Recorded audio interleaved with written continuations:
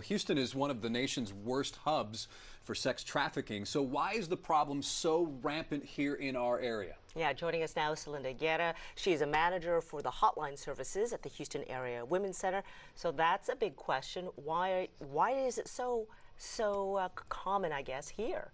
Well, it's definitely an underreported crime, just like sexual abuse and everything that involves that. So sex trafficking is definitely a huge problem in our city, and underreported, I think, most importantly, because there might not be enough awareness. So it's so important to educate our community on how to identify and how to help. So it is a big problem. What then is being done to combat the sex trafficking here? Well, there are definitely a lot of awareness efforts going on in our community. We locally here in Houston have a coalition that works together with other organizations to talk about the issue, how to identify it, where to get survivors connected, should they need this type of assistance, and just educating ourselves and educating the rest of the community to make sure that we know how to identify it and do something about it. We just heard about this civil suit being filed against businesses, big name hotels.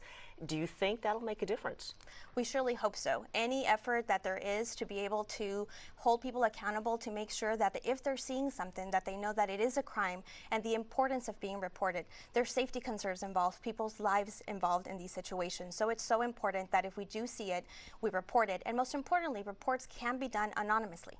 How many reports will you get? I mean, we talk about being a big problem. Can you put a number to this story?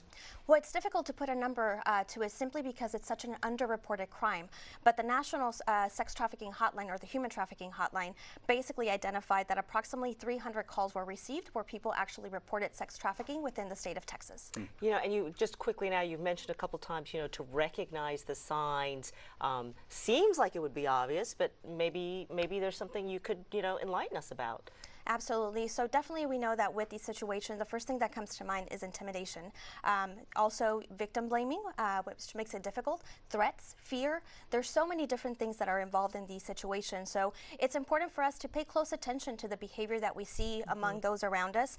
And most importantly, even within our own homes, it is so important to educate our children also how to identify that, because we know that our youth is being affected by this crime so much. All right, Celinda Guerra with the Houston Women's Center, thank you so much for coming in. We appreciate it. Thank you.